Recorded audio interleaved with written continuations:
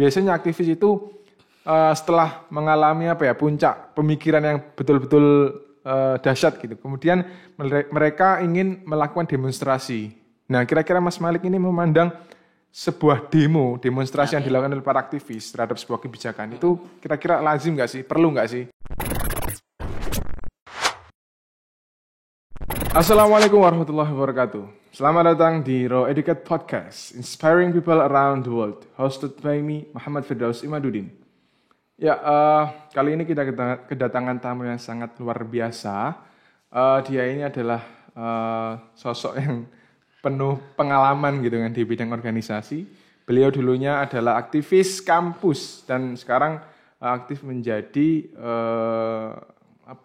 manajer gitu kan, mau menjadi manajer di sebuah yayasan gitu. Beliau ini dulu adalah mahasiswa BSA tahun 2014, BSA Win Malang tahun 2014. Lalu beliau juga pernah menjadi ketua HMC tahun 2016. Juga pernah menjadi Senat Fakultas Humaniora 2017, kemudian menjadi Sekjen DPW 4 ITLAK tahun 2017, dan juga pernah menjadi Sekjen DPP Pusat 2017, dan juga pernah menjadi Ketua Komisi Advokasi Senat UIN Malang 2018, dan sekarang ini menjadi pengawas internal MI Bypass atau namanya itu Bimbingan Agama Islam Pengajian Anak Santri, dan juga menjadi sekretaris Yayasan Bypass Bimbingan Agama Islam Pengajian Anak Santri. Beliau bernama lengkap Muhammad Malikul Masyhuri, biasa kita panggil Kak Malik. Selamat datang dan assalamualaikum Kak Malik. Waalaikumsalam. Iya, terima kasih atas undangannya. Sebelum dilanjut, saya koreksi sedikit ya. Khawatir nanti yang punya jabatan nanti protes kepada saya. Jadi untuk di pimpinan pusat dulu saya sekretaris 2, bukan sekretaris utama, istilahnya seperti itu. Baik. Ya cuma itu aja sih yang harus saya koreksi. Untuk yang lainnya, oke, benar. Seperti itu. Ya, ini agak sensitif ya penyebutan gelar ini ya. Iya, khawatirnya nanti mereka atau teman-teman saya beranggapan menyerobot jabatan, wah itu kurang etis sepertinya. Ya saya koreksi sedikit aja. Oke, nggak apa-apa, nggak masalah. Oke, obrolan kita kali ini adalah tentang organisasi dan kuliah atau akademisi ini Mas Malik. Jadi gimana sih kita menjadi seorang organisatoris yang baik, yang hebat gitu kan. Di tengah kita menjadi mahasiswa gitu kan di sebuah universitas. Nah, pertanyaan pertama yang saya tanyakan adalah apa sih organisasi ini menurut Mas Malik gitu? Organisasi ya? Simpel aja, kalau kita sering baca-baca buku mengenai tentang organisasi, saya kira banyak sekali, adalah sekumpulan orang-orang yang mereka itu berkumpul, mereka berhimpun, mereka berkumpul itu tadi untuk apa? Untuk melaksanakan, mewujudkan keinginan, impian, tujuan bersama. Itu gampangnya seperti itu. Monggo kalau semuanya mau dicari bagaimana lengkapnya dari sebuah pengertian tentang organisasi itu silakan. Cuma kalau menurut saya ya orang-orang yang berkumpul, orang-orang yang saling mensupport antara satu dan yang lainnya untuk mencapai tujuan bersama itu tadi. Itu organisasi. Kenapa sih harus ada organisasi itu Mas Malik? Manusia makhluk sosial. Manusia makhluk sosial, kita akan istilahnya kita butuh dengan orang lain. Apabila kita ingin sesuatu hal, gak serta-merta kita bisa mewujudkan sendiri. Oke, dalam beberapa bidang, saya setuju. Mungkin ada beberapa bidang yang bisa untuk dicapai dengan kesendirian atau dengan individu. Tapi ada beberapa sisi yang harus kita lakukan dengan orang lain. Apakah pernah ditemukan sebuah company atau perusahaan yang dijalankan oleh satu manajer atau seumpamanya dijalankan oleh seseorang individu saja? Saya kira tidak ada. Karena itu organisasi itu memang harus ada karena apa? Yaitu untuk mewujudkan cita-cita kita bersama. Ya meskipun nanti perjalanannya tidak semulus yang dikira, tapi karena kita punya role dan yang lainnya itu bisa kita capai bersama-sama seperti itu. Jadi organisasi memang menurut saya itu vital dan penting. Oke. Lalu gimana sih dulu Mas Malik ini kiprahnya menjadi aktivis kampus itu? Apa sih motivasi terbesarnya waktu itu menjadi aktivis kampus itu kan? Oke, ini sedikit membahas sejarah ya. Saya ini orangnya bisa dikatakan sejak kecil banyak ngomong. Maksudnya banyak ngomong ini suka bercerita. Kemudian ketika berbicara di halayak ramai atau di depan orang banyak juga tidak mudah nervous. Kemudian saya suka sekali memang dengan bekerja sama.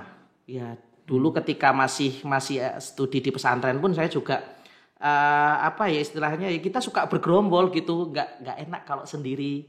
Karena menurut saya itu tadi saya juga bergerombol, kemudian saya suka dengan istilahnya melakukan sesuatu dengan bersama-sama, karena kan kalau sama-sama kan enak. Cepat selesai gitu maksud saya.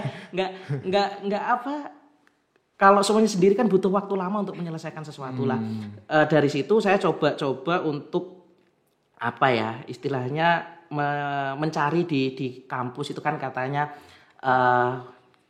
orang ketika pendidikannya lanjut pada pendidikan tinggi akan merasakan perubahan-perubahan ataupun hal-hal yang sangat berbeda ketika kita masih belajar semisal SMA ataupun SMK dan yang lainnya akan merasakan perbedaan. Nah, disitulah saya coba aja sih gimana sih kalau semuanya saya menjadi seorang yang aktif dalam berorganisasi. Gini ya, saya kasih tahu juga. Saya anak tunggal. Oh iya. Saya anak tunggal. Kemudian istilahnya orang tua saya juga mempunyai tumpuan lah, mempunyai harapan. Dan jauh sebelum saya mengikuti organisasi, ibu saya selalu bilang seperti ini. Sampean kalau mau ikut organisasi silakan. Wes kalau mau mencebur ke sana ataupun benar-benar aktif di sana silakan, asalkan nilai, waktu itu langsung ngomong nilai IPK-nya tidak boleh turun atau minimal harus grade-nya segini dan segini. Kalau seumpamanya turun dari situ, pertanggungjawabkan. Jadi dari awal kontraknya sudah sana wes, ke sana cuma minta belajarnya tetap rajin. Jadi itu awal bagaimana saya istilahnya kenapa ingin ikut organisasi dan tercebur menjadi aktivis. Karena hal-hal semacam seperti itu. Oke. Terkait dengan ini kemampuan nih Mas Malik, apa sih yang harus dimiliki oleh orang-orang organisatoris gitu kan dalam menjalankan organisasinya gitu? Apa kira-kira menurut Mas Malik ini? Kemampuan yang harus dimiliki ya. Tadi kan mungkin udah disebutkan ya, seorang organisatoris itu mungkin harus punya kemampuan public speaking gitu kan, kemampuan kepercayaan dirian, ngomong di depan orang gitu kan. Nah, apa sih kira-kira selain itu mungkin? Simpel sih, saya juga sering ngomongkan ini atau membincangkan hal ini kepada teman-teman saya ataupun kepada junior saya. Ketika jenengan atau sampean semua berjalan atau masih ikut dalam sebuah organisasi, yang pertama jangan baperan. Maksudnya jangan baperan gimana?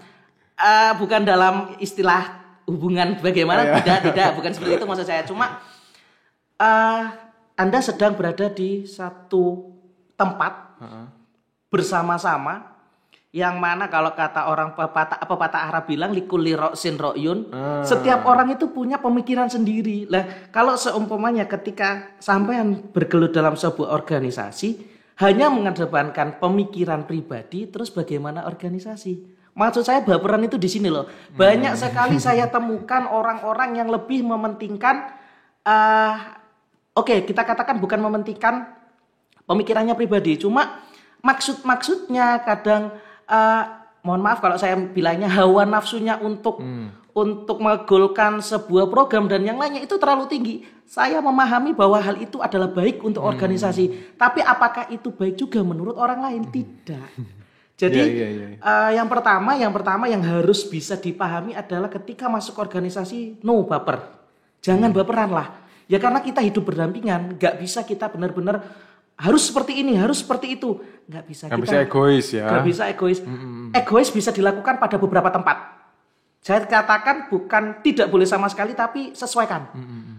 Itu yang pertama, jangan baperan. Kemudian public speaking udah, kepercaya diri udah, apa ya, siap dipimpin gitulah. Jangan karena istilahnya gini ya, ada seorang alfa, ada seorang beta seperti itu. Alfa memang karena dia karakternya adalah dia memimpin.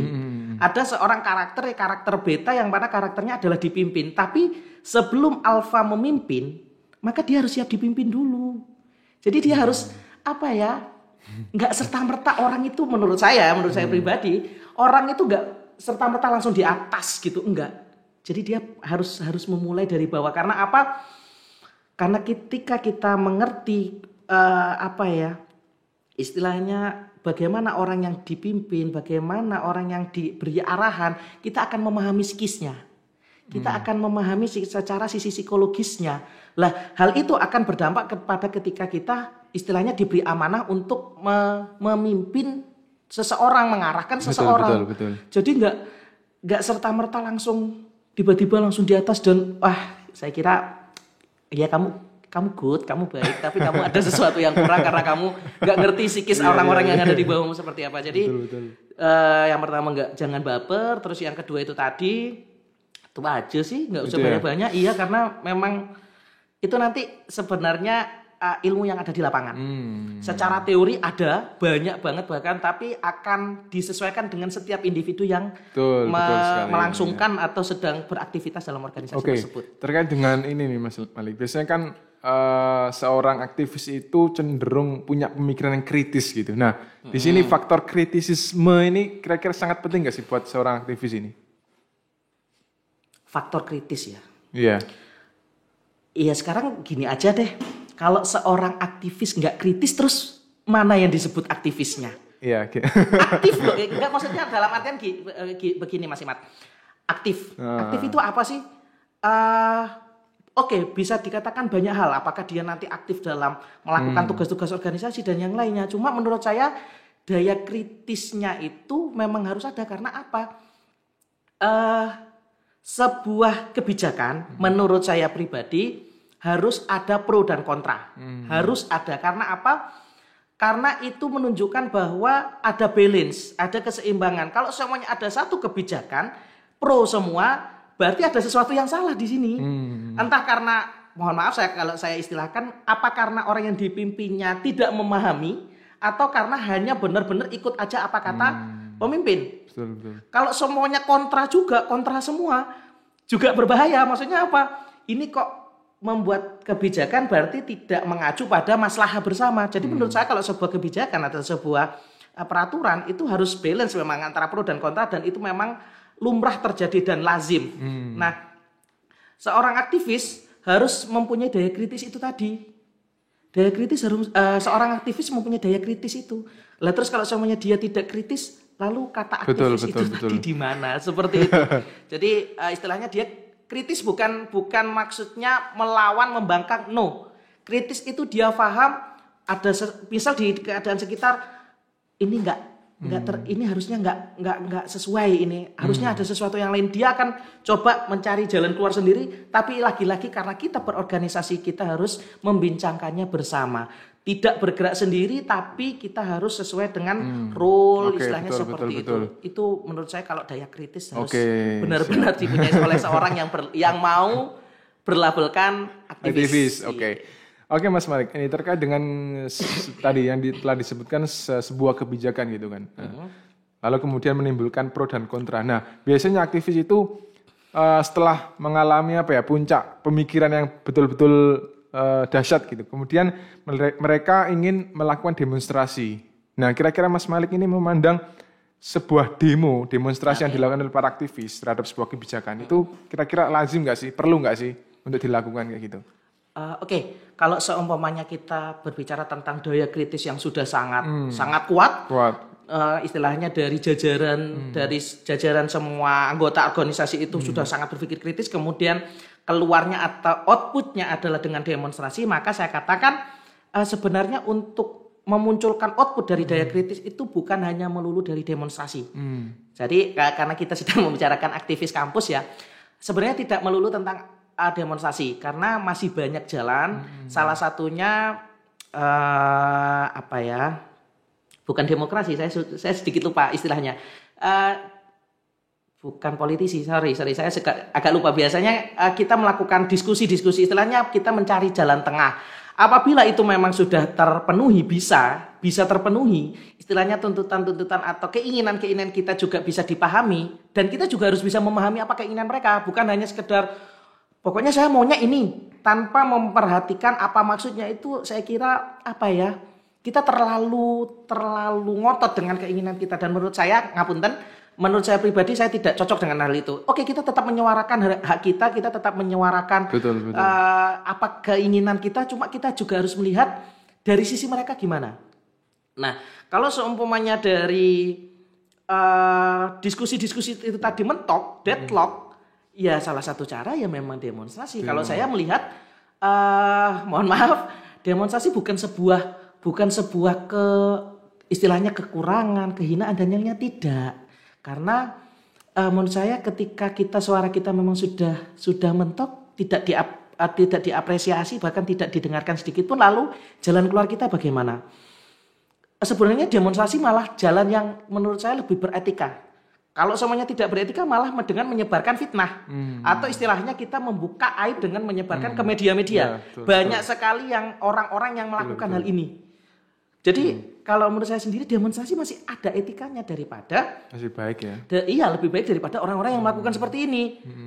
Lah, terus bagaimana istilahnya kita ngapunten ketika membicarakan aktivis kampus, biasanya yang kita demo adalah orang-orang yang notabene guru-guru kita, notabene adalah orang-orang yang membimbing kita. Tetap kita menyuarakan protes itu dengan beretika gitu loh. Nggak serta-merta tetap maju terus. Iya, tetap harus ada etika, karena kita juga kita orang timur, istilahnya orang timur, kita juga punya kita punya etika, punya norma. Ya tetap bahasa saya biasanya ya kalau seumpamanya di kelas jenengan guru saya Pak, tapi kalau di luar kelas ngapunten saya harus berprotes pada jenengan, karena jenengan tidak menempatkan sesuatu pada tempatnya. Menurut saya seperti itu. Jadi ini menurut opini saya, kalau semuanya ada yang tidak terima, monggo. Karena inilah perbedaan pendapat yang harus kita bisa sikapi seperti itu. Kalau menurut saya demonstrasi lebih beretika daripada jalan-jalan yang seperti itu tadi. Jadi demonstrasi bisa dilakukan dengan cara yang baik gitu ya. Nggak sampai, kita kan pernah ini kan ada riwayat atau sejarah yang menampilkan fenomena demonstrasi yang sampai berujung pada kematian gitu. Kemudian mahasiswanya itu kan gimana itu Mas?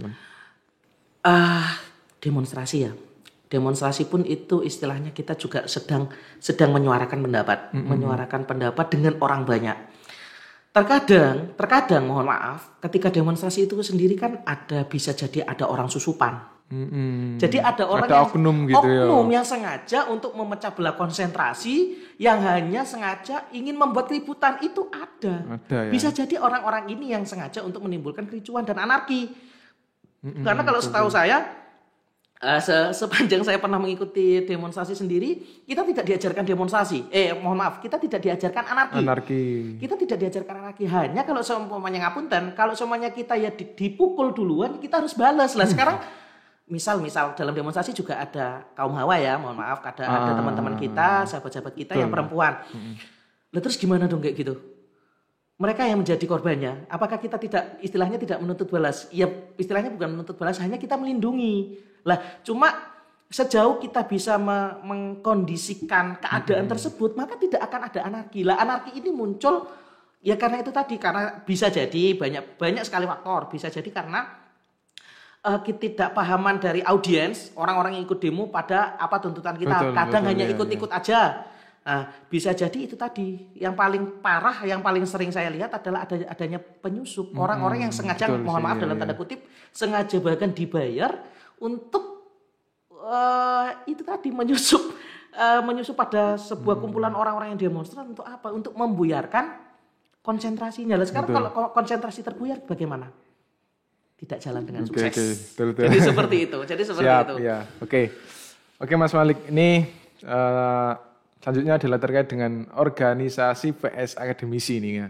Kan menarik sekali ketika kita sedang menjadi mahasiswa gitu kan di kampus, dan kita juga sangat aktif gitu di organisasi. Nah, karena keaktifan itu malah cenderung melemahkan atau mengurangi kemampuan kita di wilayah kuliah kita gitu. Jadi kita kita cenderung nggak aktif, pasif di perkuliahan, kemudian tugas sering diabaikan gitu kan, jarang dikerjakan karena sebuah organisasi. Nah, gimana sih Mas Malik menanggapi ini? Oke, sebelum saya jawab panjang karena ini memang salah satu topik yang unik, topik yang bagus banget. Sebelumnya saya ingin sampaikan, saya tidak akan mencoba menyalahkan orang yang lulus tepat waktu dengan orang yang lulus istilahnya menambah semester. Saya tidak menyalahkan mereka, tidak, karena menurut saya itu adalah jalan pilihannya dan kita harus menghormati pilihan-pilihan tersebut. Hanya seperti ini. Oke, seorang organisatoris dan seorang akademisi. Bagaimana sih terkadang ada seorang yang organisatoris atau seorang aktivis tapi juga akademisinya betul. mimble atau bisa dikatakan tidak mengerjakan tugas dan yang lainnya. Oke, menurut saya seperti ini. Saya tidak pernah mengenal seorang aktivis yang bodoh. Istilahnya dalam tanda kutip, seorang aktivis dia pandai, dia cerdas. Hanya dia menyalurkan kecerdasannya dengan cara yang lain. Saya tidak pernah mendapati seorang yang aktif dalam organisasi, dia tidak memahami dalam perkuliahannya. Mohon maaf ya, saya buka sedikit. Ketika dalam perkuliahan, dia terlihat tidak memahami. Padahal, mohon maaf, dia itu paham, dia itu mengerti, dia itu bisa. Hanya dia teralihkan fokusnya pada organisasi. Jadi seorang organisatoris dia itu sebenarnya juga akademis, hanya tidak disalurkan dengan akademis yang digelutinya. Dia menyalurkannya pada hal yang lain. Seorang aktivis menurut saya dia adalah orang yang kritis. Sebenarnya dia kalau mau bisa saja dia sering bertanya di dalam kelas, dia menyampaikan pendapat-pendapatnya, sangat bisa. Cuma apa?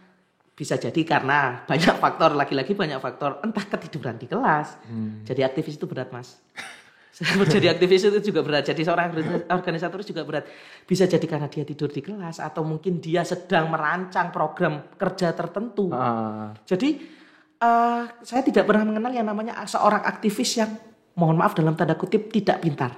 Semuanya kritis, semuanya pandai. Hanya itu tadi dia menyalurkan kepintarannya, dia menyalurkan daya kritisnya kepada sesuatu akademis yang tidak digelutinya pada saat itu. Jadi seperti itu. Saya nggak pernah kenal orang-orang yang aktif tapi dia juga dalam tanda kutip dia tidak memahami apapun, tidak. Sedikitnya dia akan paham tentang organisasi itu sendiri. Kemudian yang ingin saya lanjutkan, mana yang lebih baik kalau semuanya akademis dengan organisatoris? Memang kita tidak bisa membalanskan atau menyeimbangkan keduanya itu benar-benar jalan berdampingan, tidak semudah itu. Saya kira 1001 lah. Enggak semua orang, tapi saya kenal dengan orang-orang yang aktivis, nilainya juga bagus.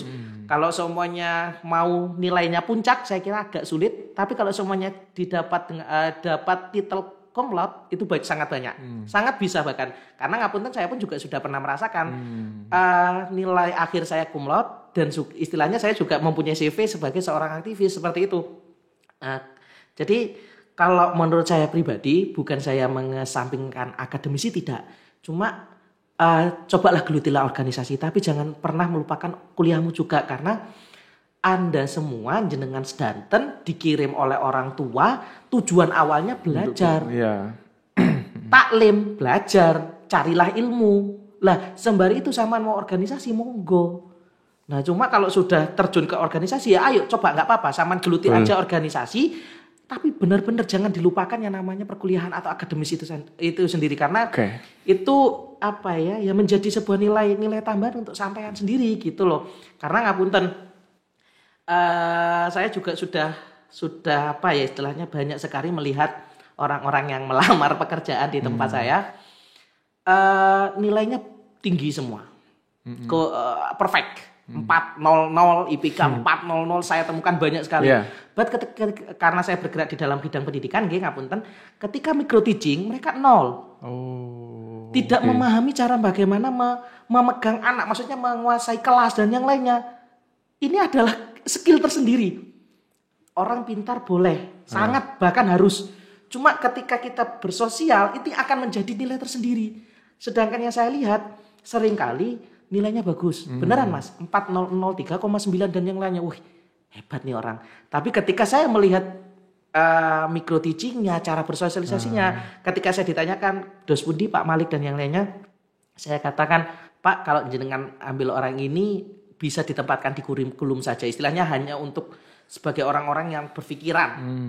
Bukan seorang ini ya eksekutor ya, karena eksekutornya tidak bisa, tidak memadai. Ya ngapunten kalau saya berbicara seperti ini karena memang itu yang saya dapatkan di lapangan.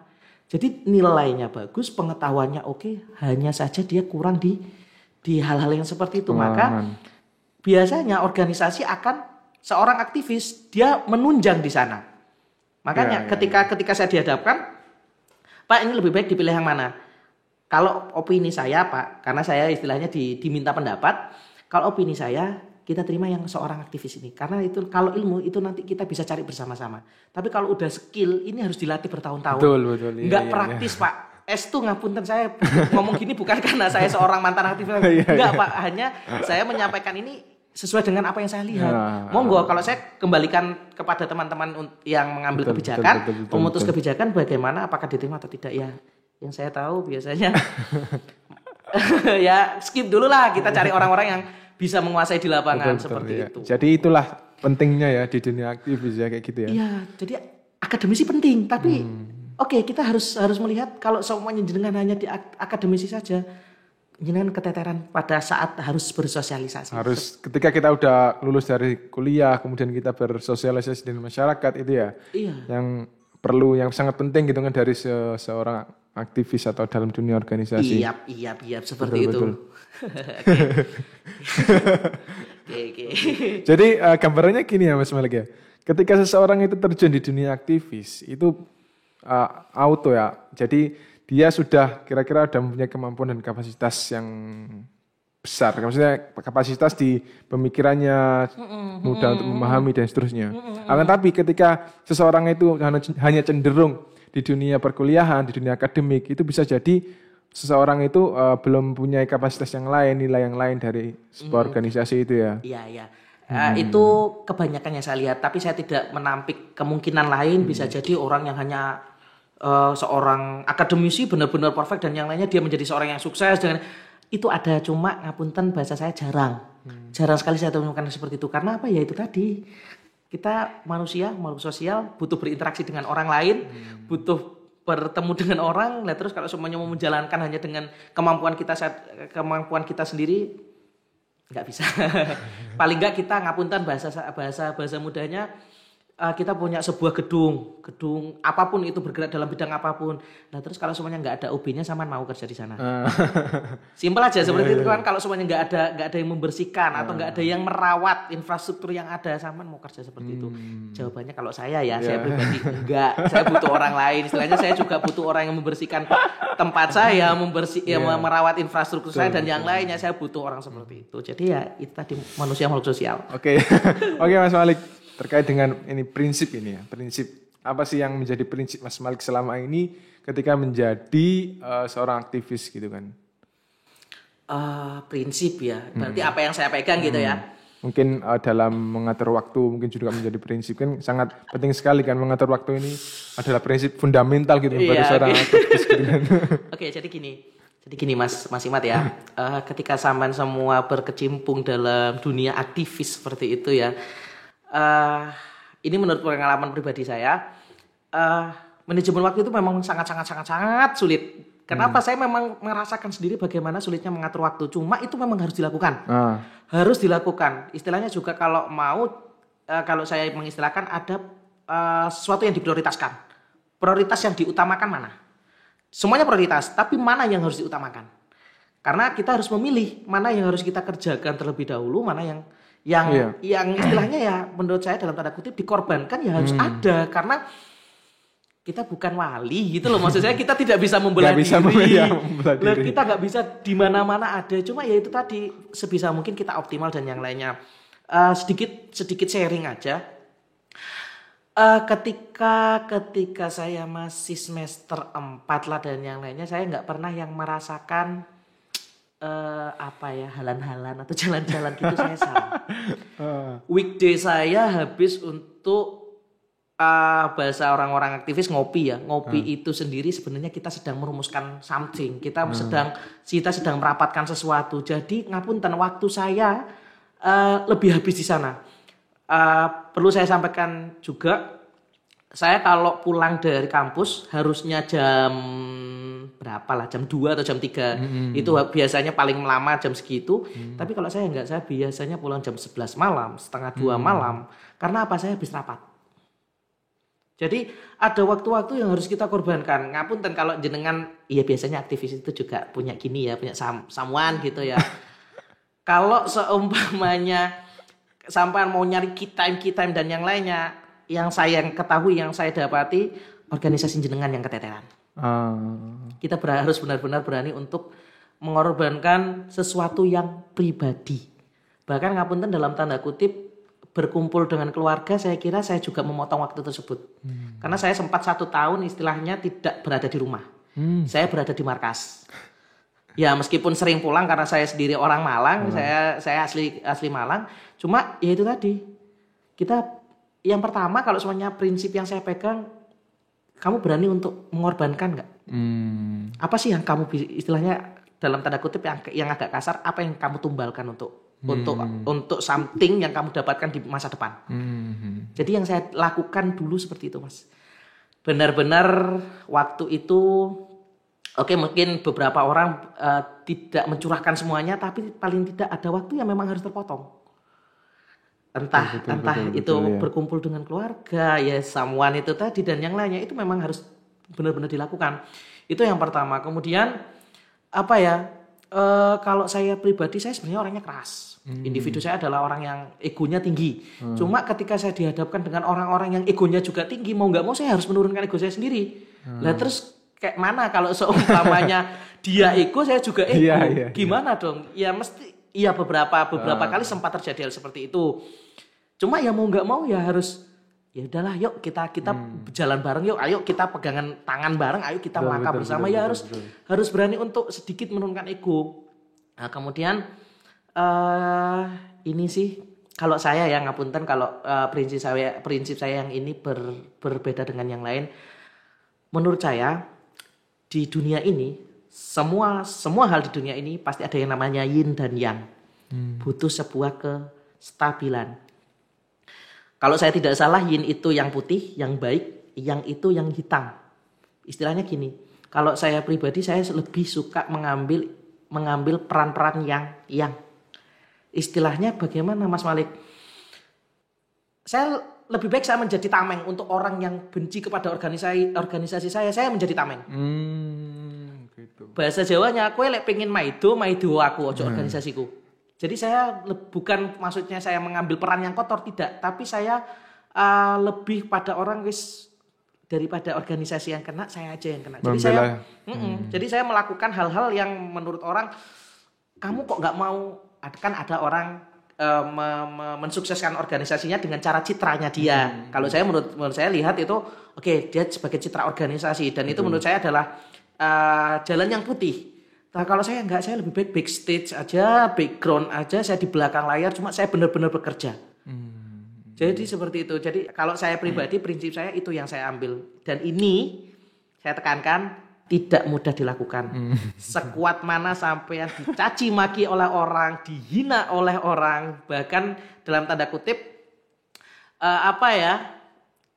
kalau seumpamanya sampai baku hantam, enggak sih, saya enggak sampai seperti itu. Cuma ya itu tadi, lebih saya sering dapati, apa sih organisasimu, apa dan yang lainnya. Loh ayo, ya saya coba merangkul, yuk kita diskusi aja seperti itu. Jadi kalau orang yang enggak kuat mental, mohon maaf dalam tanda kutip, ditinggal lah itu peran itu. Tapi menurut saya pasti akan ada orang-orang ini, cuma ya itu seleksi alam. Itu seleksi alam.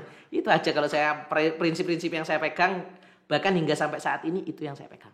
Oke, ini Mas Malik, mungkin ini yang juga sering ditanyakan ya. Seorang pemimpin itu kan pasti punya bawahan banyak gitu kan. Nah, biasanya setiap bawahan atau setiap kru atau anggota itu kan punya karakteristik tersendiri dan kita nggak bisa paksakan gitu kan sesuai dengan kemampuan kita. Nah, menurut Mas Malik ini kira-kira gimana sih untuk mengatur fenomena atau kejadian kayak gitu? Unik ya memang itu ya kan.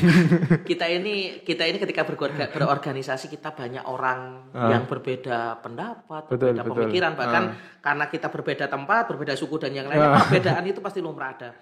Cuma misal kita ditempatkan sebagai seorang leader atau seorang pemimpin, hal yang pertama pahami karakternya memang. Karena itu dari awal itu harus melihat dulu.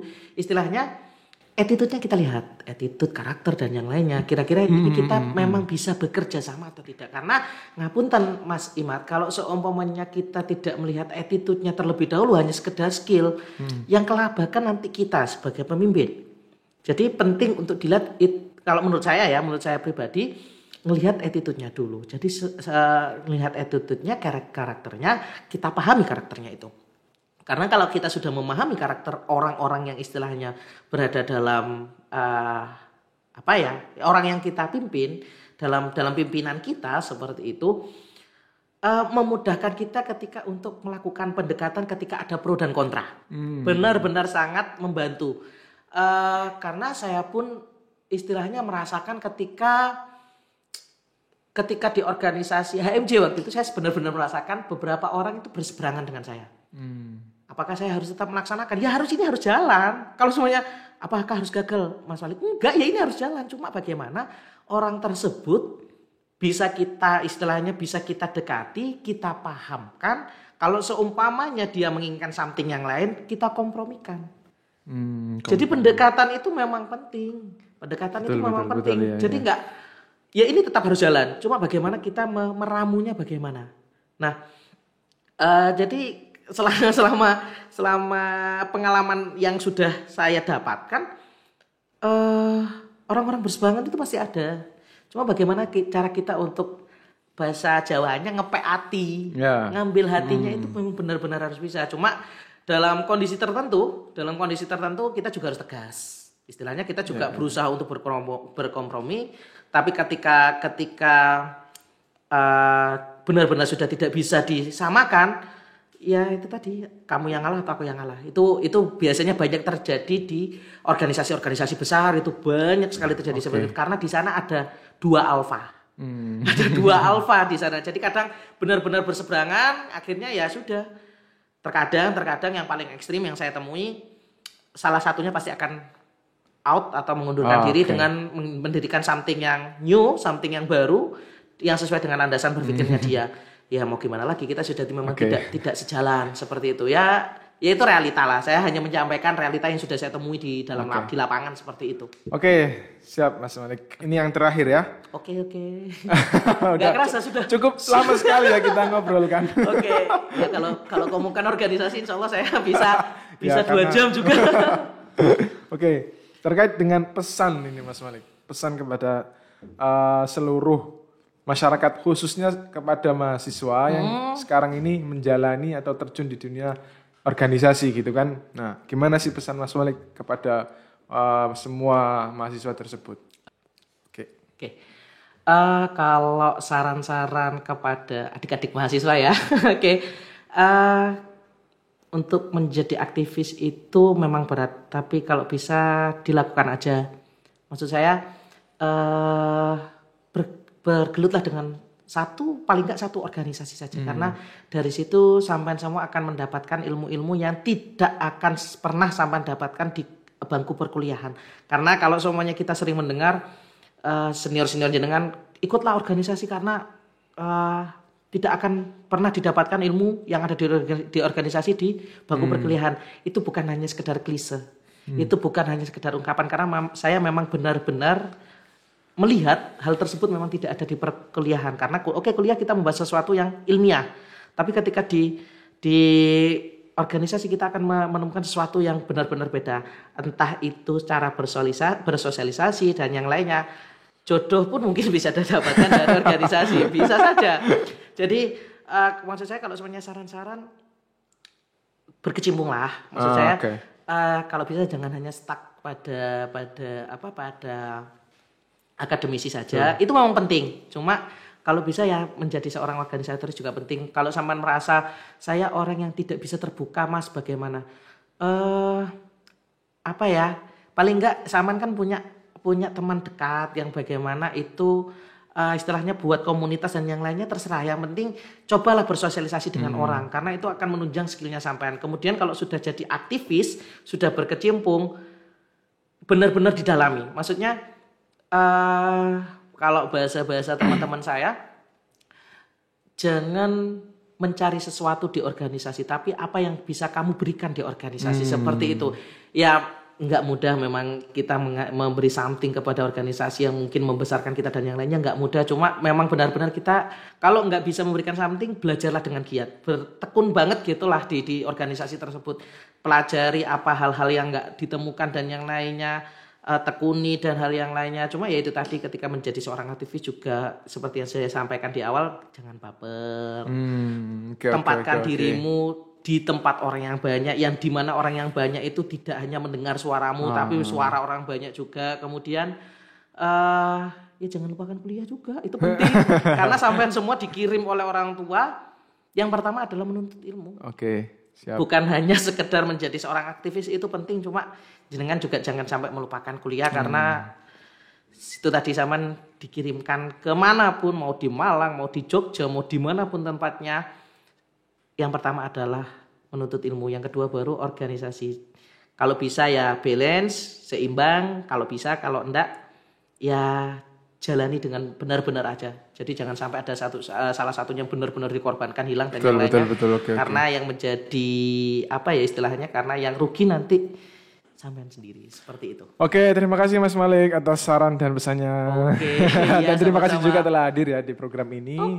Semoga obrolan kita kali ini memberikan manfaat, wawasan dan inspirasi bagi teman-teman semuanya. Kurang lebihnya mohon maaf. Cukup sekian program Raw Educate Podcast kali ini, dan sampai jumpa di episode selanjutnya. Terima kasih. Assalamualaikum warahmatullahi wabarakatuh. Waalaikumsalam.